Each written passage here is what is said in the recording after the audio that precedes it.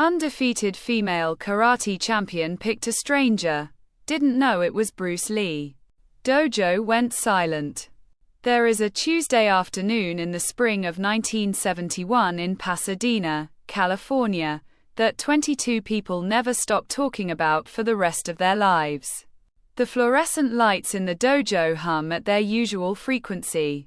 The air carries that familiar combination of polished wood, dried sweat, and the faint bite of cleaning solution absorbed so deeply into the tatami mats that it has become part of the air itself.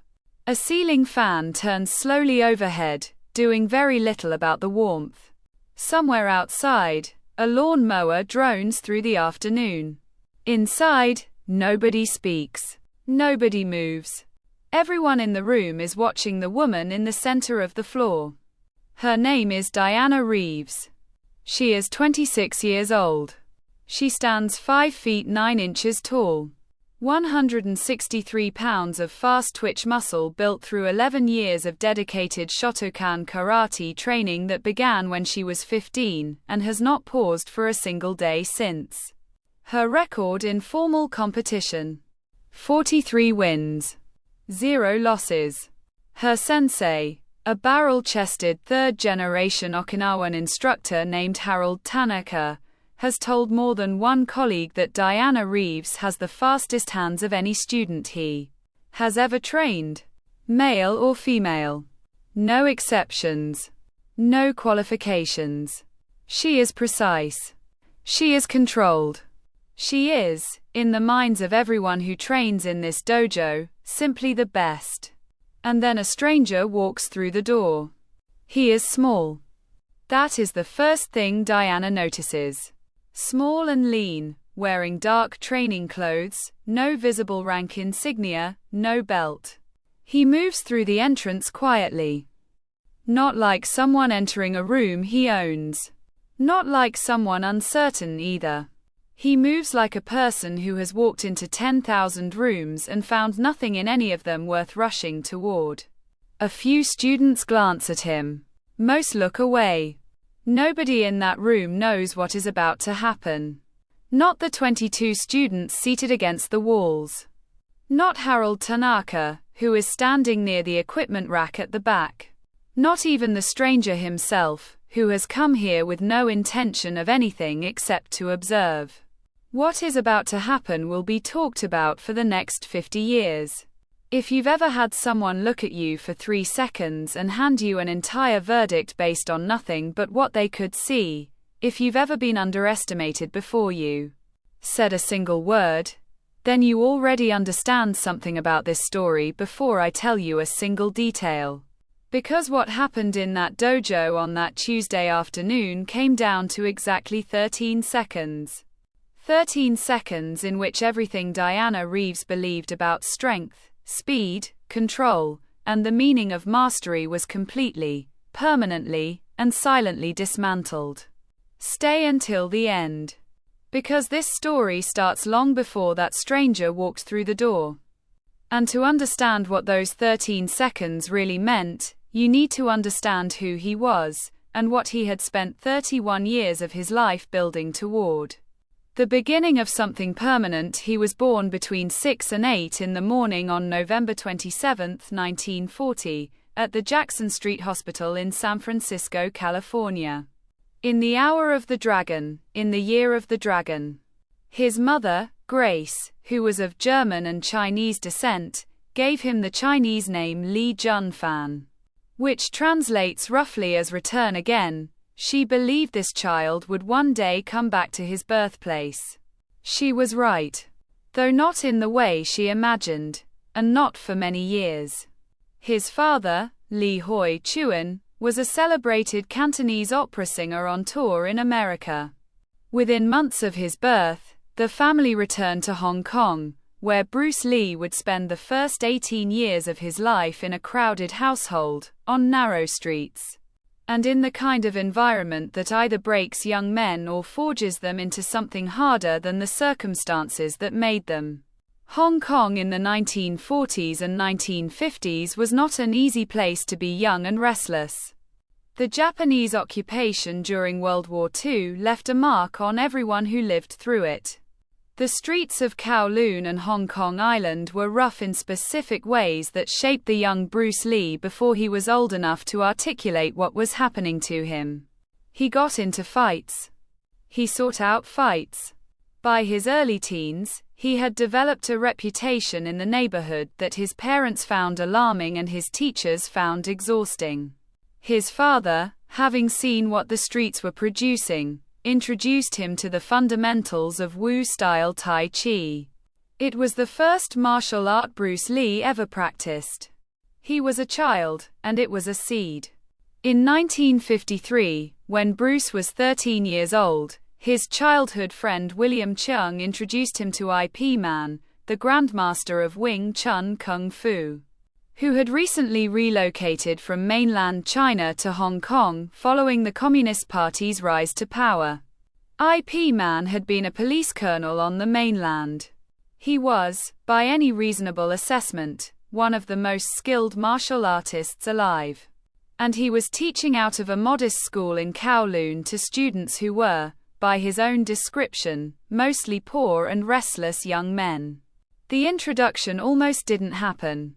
When the senior students at the school discovered that Bruce Lee's mother was Eurasian, part German, part Chinese, many of them objected to a foreigner learning Chinese martial arts.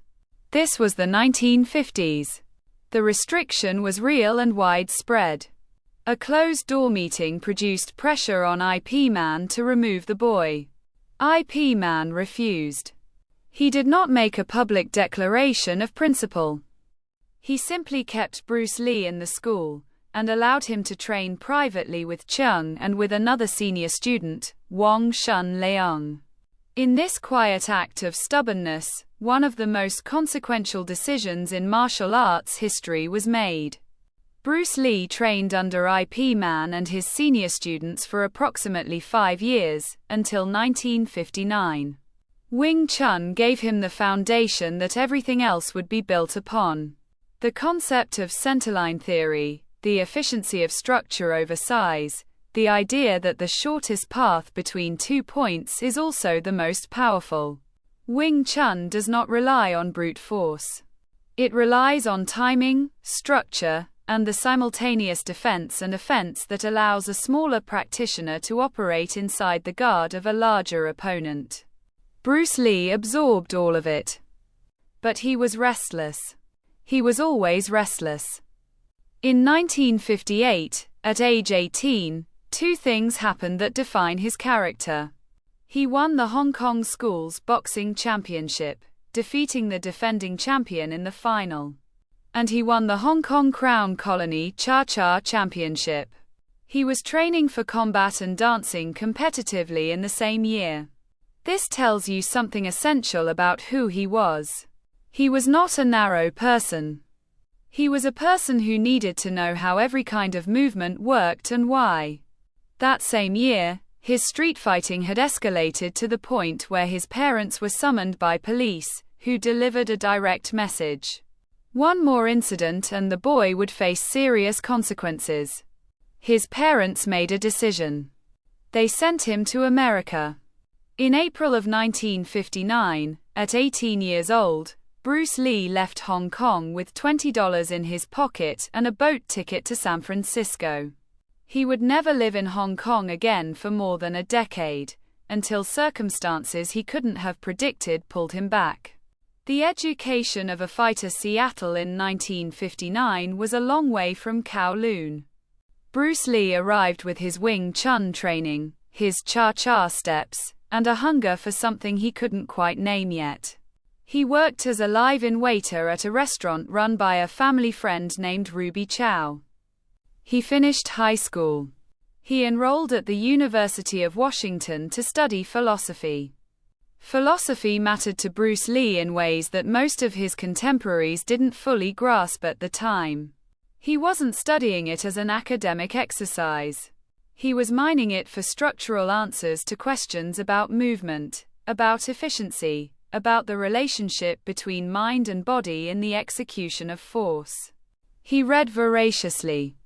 Krishnamurti, Alan Watts. The Tao Te Ching. Western philosophy and Eastern philosophy simultaneously, the way he trained in multiple fighting styles simultaneously, not to blend them into a muddy mixture, but to extract from each what was irreducibly true. He opened his first martial arts school out of his home in Seattle. He called what he taught Jun Fan Gung Fu, literally, Bruce Lee's Kung Fu. It was Wing Chun, filtered through his own thinking, already beginning to evolve. By 1963 he had moved to a proper studio location near the University of Washington campus. By 1964 he had opened a second school in Oakland, California, living with his friend James Yim Lee, a Chinese-American martial artist 20 years his senior who would become one of the most important figures in the early development of Jeet Kune Do. And in August of 1964, everything changed. Ed Parker, widely regarded as the father of American Kenpo karate, the man who trained Elvis Presley, invited Bruce Lee to demonstrate at his first international karate championships in Long Beach, California. The audience included Hollywood celebrities, martial arts practitioners from across the country, and a celebrity hairdresser named Jay Sebring, who happened to be sitting in the crowd next to the television producer William Dozier. What followed is a moment that has been described and re-described for 60 years because it was genuinely remarkable. Bruce Lee walked onto a stage in front of an audience of skilled martial artists, people who knew how to move, who understood speed, who had trained for years to read other fighters, and showed them something they had never seen before. He performed two-finger push-ups using the thumb and index finger of one hand, feet at shoulder width. He performed the 1-inch punch. He stood with his right fist approximately 1 inch from a standing volunteer named Bob Baker and delivered a punch from that distance without retracting his arm. Baker flew backward into a chair placed behind him to absorb the impact. The chair didn't absorb it. Baker went to the floor. He would later tell people that the pain in his chest kept him from work for days. He told Bruce never to do that demonstration again. The audience went quiet in the way crowds go quiet when they witness something that requires reclassification. This was not a performance. This was physics. Force equals mass times acceleration. And Bruce Lee had spent years developing a method of accelerating his entire body's mass through a single point of contact in a distance of 1 inch. Jay Sebring mentioned what he had seen to William Dozier. Dozier obtained a copy of the film. The following week, he called Bruce Lee at home in Oakland and invited him to Los Angeles for a screen test. That phone call set the next chapter in motion. The lean years and the years that made him the screen test led to a role as Kato in ABC's action series The Green Hornet, which premiered in September 1966. Bruce Lee played a masked crime-fighting martial artist as the sidekick to the show's title character. The role was, from Hollywood's perspective, a supporting role. From Hong Kong's perspective, the show was so popular that when it re-aired in Asia, it was informally retitled The Kato Show. The Green Hornet ran 1 season, 26 episodes. It was cancelled in 1967. And then began what his wife Linda would later describe as the lean years. From 1967 to 1971, Bruce Lee lived in Los Angeles with Linda and their children, son Brandon, born in 1965, and daughter Shannon, born in 1969, trying to break into Hollywood as a leading actor in a system that had very specific ideas about what Asian men were permitted to represent on American screens. He taught private martial arts lessons to survive and to fund his own training. He charged up to $250 an hour, money that would be worth roughly $1,800 an hour today, to clients that included Steve McQueen, James Coburn, James Garner, Sterling Siliphant, Roman Polanski, and Kareem Abdul-Jabbar. He taught Sharon Tate. He taught Lee Marvin. These were not casual students. They were dedicated practitioners who trained with him seriously, some for years. And through each of these teaching relationships, Bruce Lee continued the process he had started in Oakland in 1964. The deliberate, systematic evolution of his understanding of combat. He also, in August of 1970, seriously injured his back. He was attempting a barbell exercise known as the good morning, a weighted forward bend, without properly warming up. He tore the fourth sacral nerve. The doctors told him he might never practice martial arts again at a high level. He might live with chronic pain indefinitely. This is the period of his life that most people don't think about when they think about Bruce Lee. The 8 months of forced immobility. The pain that was described by people close to him as relentless and demoralizing. He couldn't train physically. He couldn't demonstrate what he knew. For a man whose entire identity was built on the ability to move faster and more precisely than anyone else in the room, this was a particular kind of suffering. What he did with those 8 months was right. He filled notebooks with everything he had been carrying in his head for 15 years. His observations about physics. His analysis of why traditional martial arts systems were producing trained athletes who couldn't fight effectively under real conditions. His understanding of centerline theory, of intercepting attacks rather than blocking them. Of the economy of motion that made the difference between technique that worked and technique that only looked like it worked. He thought deeply about the concept of telegraphing. The involuntary advance signals that a body gives before it commits to a technique, and how a practitioner could train to remove those signals entirely. These notes would be published 2 years after his death as the Tao of Jeet Kune Do. In 1975, readers would encounter a book unlike anything that had been written about martial arts before. Not a collection of techniques, not a systems manual, but a philosophy of combat that was simultaneously a philosophy of self-expression and a philosophy of movement through life. But in 1970, he was just a man lying in bed with a damaged back, writing in notebooks, rebuilding himself slowly and impatiently back toward the thing he had always known how to do. What Jeet Kune Do actually was by the time Bruce Lee began walking into dojos in Southern California in the years before 1971. He had arrived at something that he had officially named on July 9, 1967. He had written the name for the first time in his personal daytimer. Jeet Kune Do, the way of the intercepting fist. The name came from a fencing concept. In European pei fencing, there is a counterattack technique called the stop hit. Instead of parrying your opponent's attack and then responding, you intercept the attack with an attack of your own, meeting their movement with your movement at the exact moment of maximum vulnerability. Bruce Lee had studied fencing seriously as part of his cross training, and he recognized in the stop hit something that Wing Chun had been gesturing toward without fully articulating. The idea of interception covers more than just physical attacks. Bruce Lee understood it to include the interception of intent, the ability to read the non-verbal signals that an opponent sends before a technique begins. To read those signals earlier and more accurately than the opponent sends them consciously, and to respond to the intention before the technique has committed. This is the concept that most people, even practitioners, do not fully grasp when they try to understand what made Bruce Lee different from other fighters.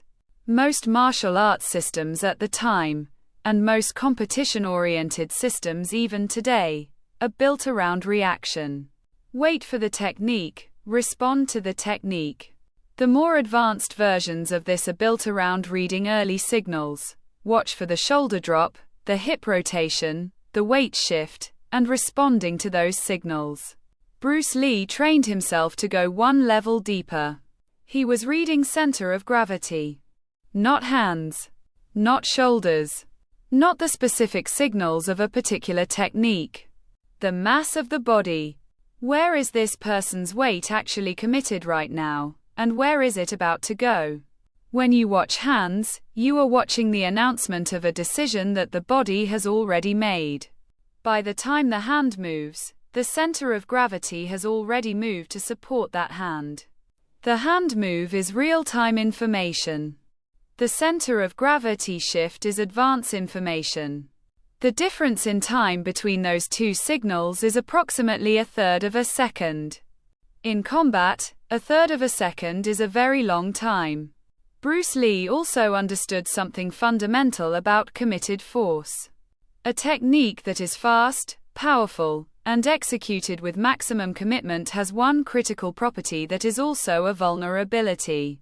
It cannot change direction at the moment of peak commitment without losing the power that made it dangerous. A 160-pound body moving at full speed in a committed line carries enormous force. But at the apex of that commitment, it has the most momentum and the least maneuverability. A small amount of redirection applied at exactly that moment, at exactly the correct angle on exactly the correct point, can take that entire committed mass with it. Not because the redirection is stronger than the committed force. Because it is applied where the committed force has no counter to make. This is the physics of what Bruce Lee had taught himself to do. He was not a large man. In his prime, he stood 5 feet 7.5 inches tall and weighed around 130 to 140 pounds, depending on the period.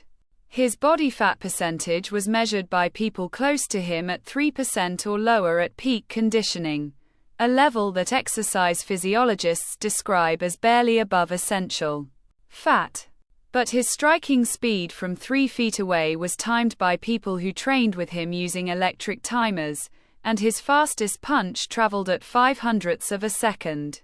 His slowest was 0.08 of a second. These measurements were taken with his hands starting from a relaxed position at his sides. He was training himself not toward a style. He was training himself toward an absence of style. The total reduction of every fighting system into something so economical that it appeared, to trained eyes, to be nothing at all. A fighter with no visible guard. A fighter with no readable stance. A fighter who was, in the language of Jeet Kune Do, using no way as way and having no limitation as limitation. This is what walked through the door of a dojo in Pasadena in the spring of 1971. The 13 seconds Diana Reeves had finished her kata practice and was watching him approach. She had spoken to Harold Tanaka. She knew he was some kind of martial artist with a mixed background. She walked across the mat toward him. They exchanged a few polite words. She offered him the open mat time.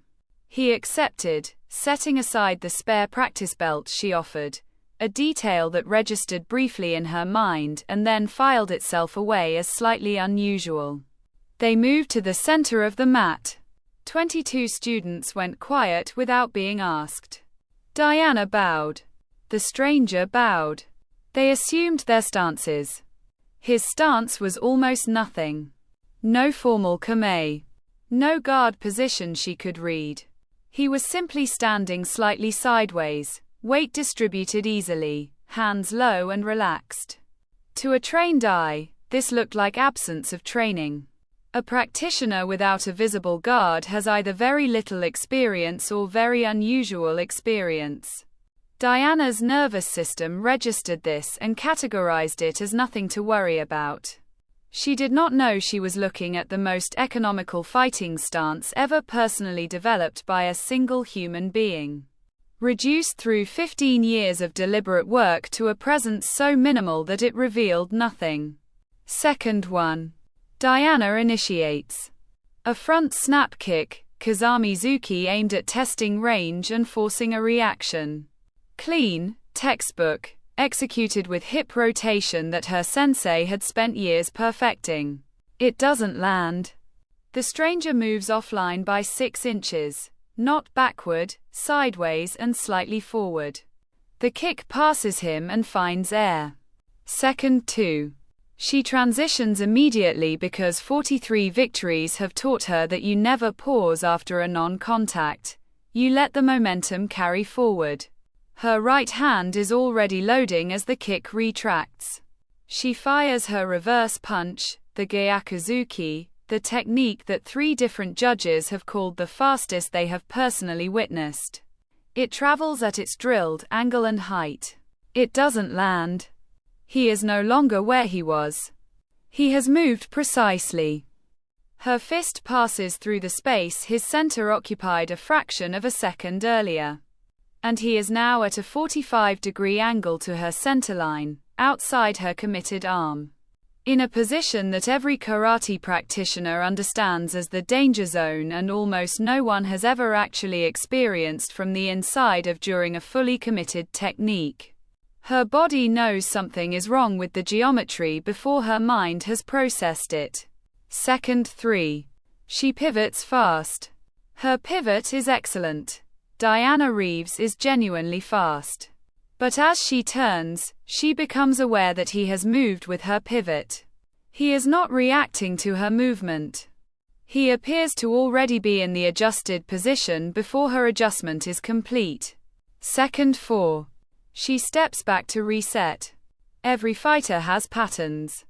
Every fighter has weight commitment and directional preferences and habitual responses to pressure. She has been building his map in the first 3 seconds. The map has no content on it. There is nothing to read.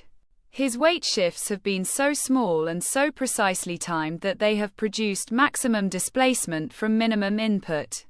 The 22 students along the walls are completely still.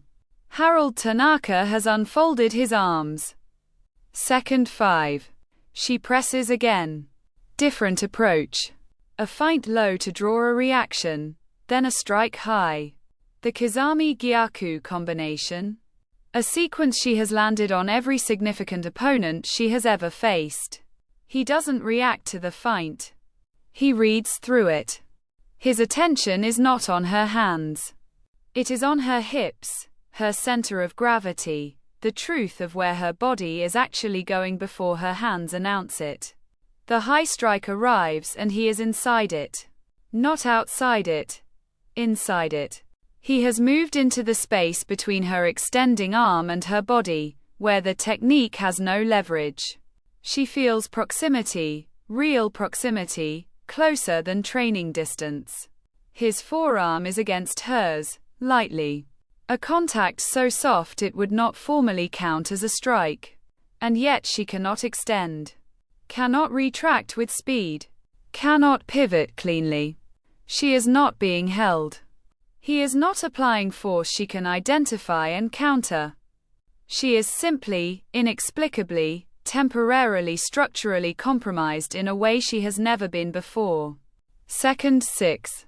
She disengages. He releases the contact without difficulty. She stands across from him, breathing harder than she should be after 6 seconds of exchange, not because she is tired, but because her nervous system is running at maximum processing trying to solve a problem it has no existing solution for. His breathing is completely unchanged. Second 7.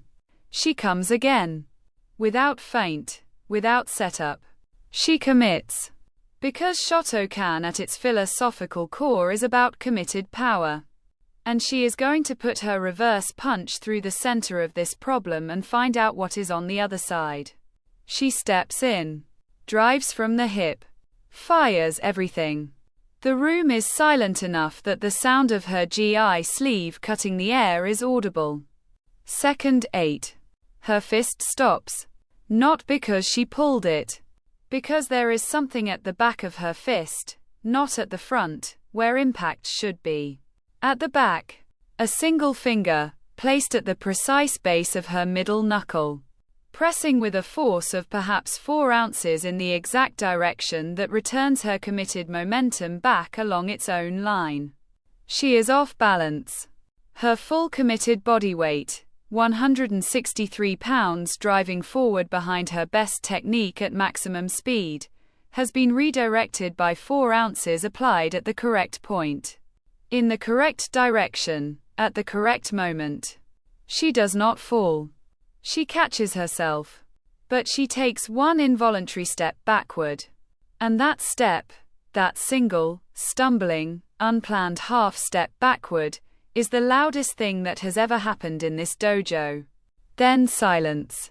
The kind of silence that falls when 22 trained martial artists witness something none of them can immediately account for. Harold Tanaka stands with his arms folded and his head slightly tilted. The expression of a man updating a file he thought was complete. Diana stands with her feet rediscovering the floor. She is looking at him. Her breathing is still elevated. His is still unchanged. His expression is not triumphant, not amused, not superior. It is attentive. It is the expression of someone still paying full attention. She takes a long breath. She bows. He bows. And then, because Diana Reeves is who she is, she says, "What was that?" And he says, "Would you like to know?" She says, "Yes." A student near the back wall, one who has been in this dojo for 3 years and will describe this afternoon to his own students for the rest of his life, says in a voice barely above a whisper, "Sensei, is that Bruce Lee?" Harold Tanaka says nothing, but the corner of his mouth moves. Diana turns, looks at the student, looks back at the man in front of her. The man says, "My name is Bruce Lee." There is a pause of about 3 seconds. Nobody in this room ever forgets those 3 seconds for as long as they live. What Bruce Lee said next, he sat down on the mat. Not on a chair, not at a respectful distance. On the mat, cross-legged in the center of the dojo floor, and he gestured for Diana to sit across from him. She did. The 22 students, without being asked, closed in slightly. "You have very fast hands," Bruce Lee said. "Genuinely fast. Your reverse punch is among the best I've seen." Diana processed this. Coming from someone who had just dismantled her best techniques in 8 seconds, the compliment was not comfortable. It was clarifying. "Then what did I do wrong?" "You didn't do anything wrong. Your technique was correct. Your commitment was correct. Your power was correct. Every single thing you did was exactly what it was supposed to be." He paused. "That was the problem." She waited. "Your technique was correct. And because it was correct, it was predictable. Not to a normal opponent. Against a normal opponent, your speed is almost impossible to deal with. But technique that is always performed correctly is always performed the same way. And if I watch your hips, not your hands, your hips, your center of gravity, the mass of your body, I can read where the technique is going before your hands announce it. About a third of a second before." He picked up a training tool from the mat nearby and held it in one hand. "When you committed to the reverse punch, your entire body weight was moving in one direction at maximum speed. A committed mass moving in a committed direction has one property." He looked at what he was holding. "It cannot change direction at the moment of commitment without losing the power that made it dangerous. So I waited for that moment. And at that moment, the punch that could not be stopped was no longer trying to stop me. I only had to be at the right angle. And at that angle, 4 ounces is enough." He set it down. "At the back of your fist. At exactly the point where your committed momentum passed through its apex." The technique had already committed. It had expended itself. The smallest redirection at that point took the mass with it. "You were not defeated by my strength. You were not defeated by my speed. You were redirected by your own committed mass. Moved by a small force at exactly the right point in time."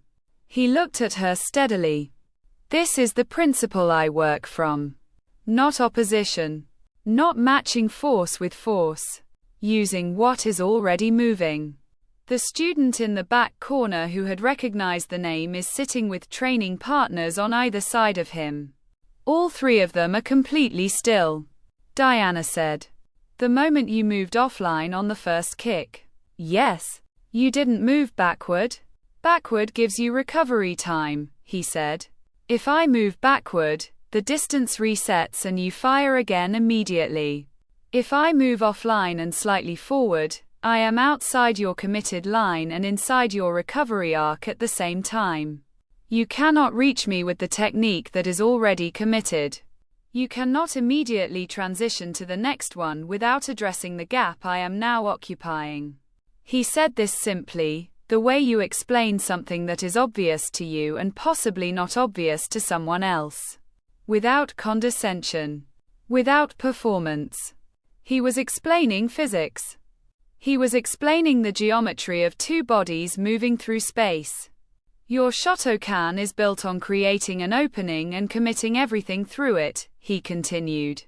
It is a precise and powerful system. It works on the assumption that the opponent cannot match your speed at the moment of commitment. Against most opponents, that assumption is correct. But there is a window, approximately a third of a second.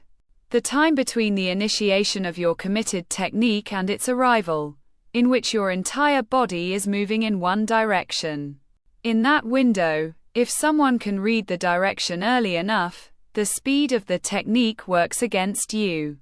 The faster and more committed the technique, the more predictable the geometry. He paused again. That is not a flaw in your training. It is the natural limit of any system built on maximum commitment. The way past it is not to commit less. The way past it is to train to read and respond faster than a third of a second. Diana was looking at him with the expression of someone who has been standing at the edge of a concept for months and has just been dropped through it. She didn't know yet what she was standing in. But she knew it was larger than what she had been standing in before. Can you teach that? She asked.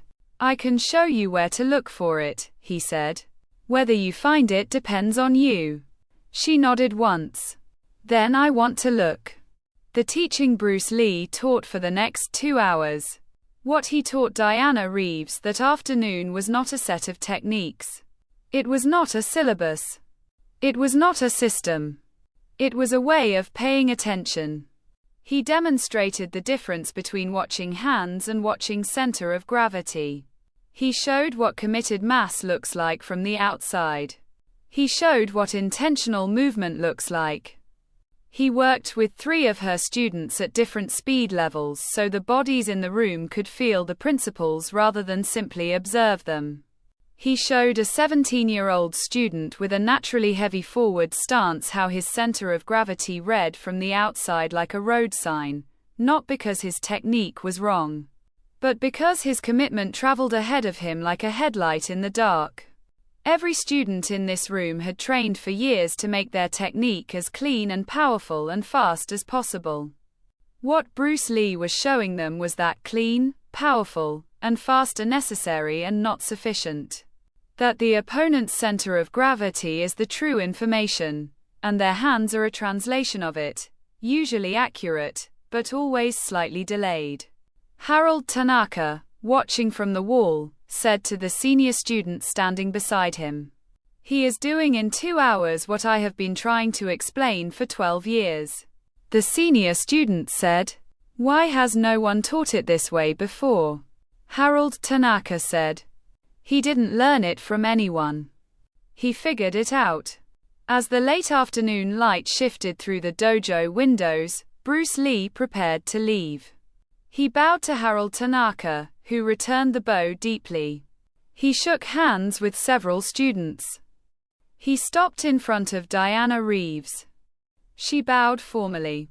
He returned the bow. Your 43 wins are real, he said. Don't let this afternoon make you doubt them. What you faced today, most of your opponents couldn't begin to approach. What happened today was not a verdict on your training. It was an invitation. She looked at him. An invitation to what? To ask a different question, he said. Most practitioners spend their careers asking how to make their technique faster and more powerful. That is a valid question. It will take you far. But there is another question. It's harder to find, and most people never find it. What is it? He held her gaze for a moment. What does the opponent's body know? Before they do. He picked up his bag. He turned toward the door. And then he stopped, half-turned, and said, almost as an afterthought, "You have a very good reverse punch. Work on your hips." He walked through the door. The room held the afternoon in collective stillness. The way a room holds a sound that has stopped but hasn't entirely faded. What happened after Diana Reeves continued training? She kept her Shotokan foundation, the committed power, the precise kaime, the clean classical structure that had built her 43 victories. But she added something to it. A layer of attention that she began to think of simply as watching the center. She started noticing it in sparring. The way an opponent's weight shifted before their hands moved. The way she could begin to read the technique before it arrived. Not perfectly, not instantly, but the direction of the inquiry was clear. She knew which door she was standing in front of. And she knew there was a handle. She went on to win 6 more regional competitions. The wins were different in quality now. She had stopped trying to land the technique faster. She had started trying to read the geometry earlier. And in several exchanges over the following 2 years, she felt what she had tried to describe to Harold Tanaka and couldn't find words for, the feeling of responding before she had consciously issued the instruction, of the body arriving at the correct answer before the mind had finished the question. 3 years after that Tuesday afternoon, Diana was invited to speak at a regional Shotokan seminar in San Diego. She was 30 years old. She had 51 competitive wins and 0 losses. The seminar coordinator asked her to speak briefly about the most important moment in her development as a martial artist. She stood in front of 47 karate practitioners of various ranks and said, "The most important moment in my training was the afternoon I discovered I was wrong about something I was certain I was right about. I had 43 wins. I believed I understood fighting. And then someone showed me in 8 seconds that understanding technique and understanding combat are 2 different things. And I had only done one of them." She paused. The technique was right. The commitment was right. The power was right. But I was so certain about what I was doing that I couldn't see what I was missing. I had trained my hands so well that I forgot the whole point of the hands is to deliver a decision that was already made somewhere else. She paused again. Muscle without mind doesn't win. We all know that. But there's a version of this lesson that's harder to accept. Even skilled muscle, even fast muscle, even correctly trained muscle does not win against someone who has learned to read the decision before the muscle executes it. The technique arrives at the address. But the man who knows the geometry is already at the next address. She looked at the room. Whatever you think you've mastered, whatever belt you're wearing, whatever record you've built, somewhere there is a door that your current certainty is keeping closed. The 43 wins were real. The door they were keeping closed was also real. The question is not whether you're good. The question is whether you're good enough to be wrong. The man who built this. Now it is time to understand where Bruce Lee was in his life on that Tuesday afternoon in Pasadena, and what that context means. In the spring of 1971, Bruce Lee was 30 years old. He had spent the previous 8 months recovering from a back injury, so severe that doctors had told him he might never return to martial arts at a high level. He had spent those 8 months filling notebooks with everything he knew, the notes that would eventually become the Tao of Jeet Kune Do. He was living in Bel Air with his wife Linda and his 2 small children. Hollywood had been closing doors on him systematically. He had pitched a martial arts television series he called The Warrior to Warner Brothers, a concept he had developed over years that would place a Chinese martial artist at the center of a Western-style story. The network had responded with interest and then indecision and then, eventually, rejection. The show would be produced as kung fu with a white actor named David Carradine in the lead role because, as was explained to people close to Bruce Lee, the American audience would not accept an Asian man as a television lead. He was teaching private martial arts lessons for $250 an hour to Hollywood celebrities. He was not yet a star. He was a person that famous people paid to learn from, which is a particular kind of invisibility. The Kato character on The Green Hornet had introduced him to American audiences 4 years earlier, but the show had run 1 season. The offers that should have followed did not follow. He was about to accept a deal with Golden Harvest, a Hong Kong film company, to star in 2 films in Hong Kong and Thailand. He had not wanted to make Hong Kong films. He had wanted Hollywood. But Hollywood had made its position clear. And a man with a family to support and a body recently recovered from serious injury and a philosophy of combat that the world hadn't yet seen doesn't wait for a door that isn't opening. He uses what is already moving. He moves offline. He finds the angle. In July of 1971, he would fly to Thailand to begin filming The Big Boss. By October of 1971, that film had grossed more than 3.2 million Hong Kong dollars in 3 weeks, shattering the record that had been held by The Sound of Music, breaking box office records across Southeast Asia, and turning Bruce Lee into the most famous Chinese film star in the world almost overnight. By 1973 he would complete Enter the Dragon, the first joint production between a Hong Kong studio and Warner Brothers, the Hollywood studio that had rejected his television concept. It would be released in July of 1973 and would become a global phenomenon. Bruce Lee would not live to see it. He died on July 20, 1973, 6 days before Enter the Dragon's Hong Kong premiere. He was 32 years old. The official cause of death at the time was listed as cerebral edema, brain swelling, attributed to an allergic reaction to a painkiller called Equagesic.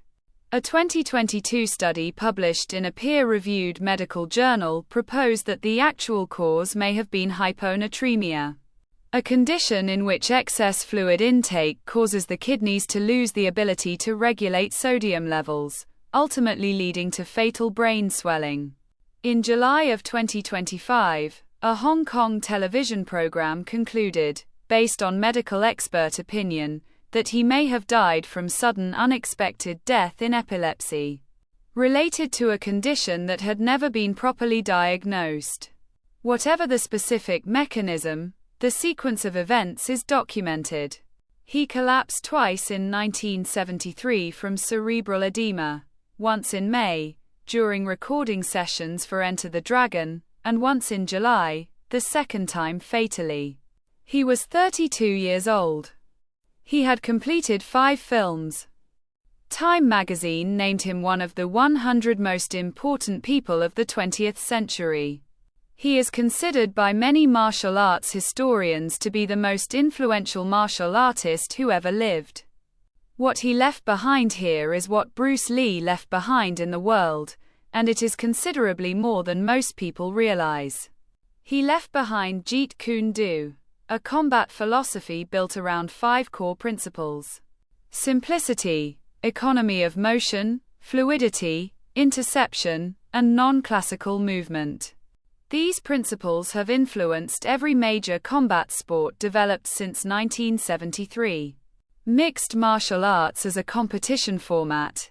The idea that a complete fighter must be capable at multiple ranges and in multiple systems is, as analysts have noted repeatedly, essentially the practical application of what Bruce Lee was arguing for in the 1960s.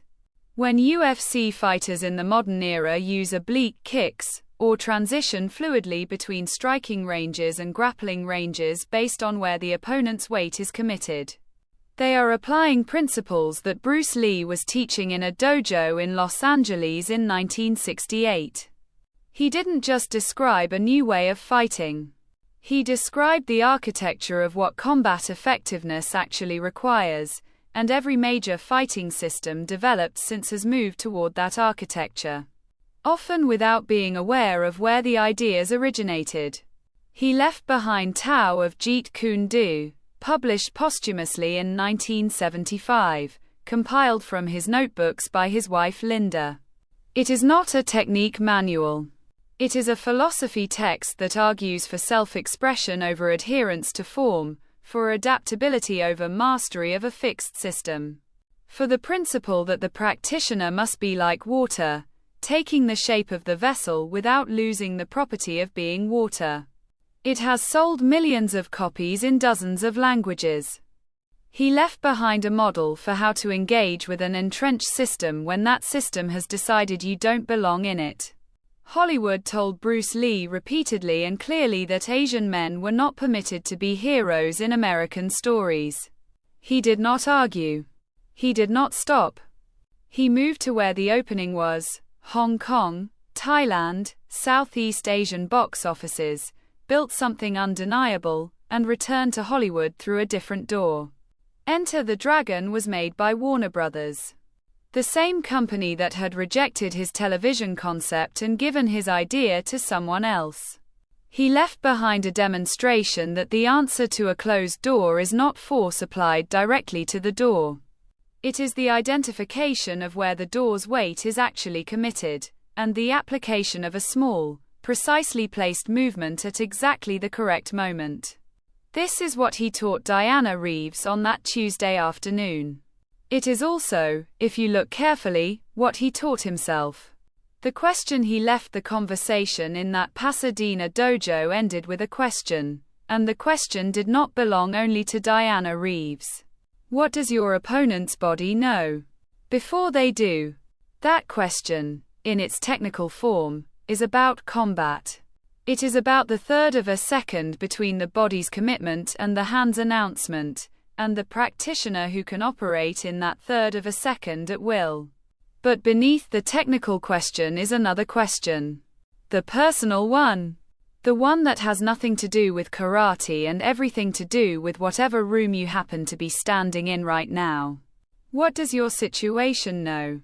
What does your life know that you haven't let yourself read yet because you've been watching the hands instead of watching the center? Because your own committed mass, your certainty, your record, your accumulated investment in a particular direction, can be redirected by 4 ounces at the right moment. The question is whether you are paying attention to where the weight actually is, or just where the hands are pointing. In the spring of 1971, Bruce Lee was 30 years old. He was living in Bel Air with a recovering back and a Hollywood career that had stalled. He could have kept pushing against the closed door. He had every reason to. Instead, he read the center. He found the angle. He moved offline and slightly forward, into the space his opponent couldn't cover. And at 32 years old, 6 days before the world premiere of Enter the Dragon, in a hotel room in Hong Kong, he was gone. The things he built in those 32 years are still moving. They move through every martial artist who ever watched him and changed how they trained. They move through every fighter who has understood that the most powerful technique is the one the opponent cannot read. They move through every person who has taken a system built for someone else, analyzed its true center of gravity, and found the angle that made it useful. That is what mastery actually is. Not the record and not the trophy. The thing that keeps moving after you've left the room. If this story reached something in you, if it made you think about where your weight is actually committed right now, and whether you've been watching hands or centers, leave a like, subscribe to the channel, and hit the bell. Every week there is a story like this one. A moment that wasn't photographed, or that the official records filed away in a category they didn't have a name for, but that the people in the room carried with them for the rest of their lives. The mat never lies. The center always moves first. And somewhere in Pasadena, on a Tuesday afternoon in the spring of 1971, 22 people learned both of those things at exactly the same time.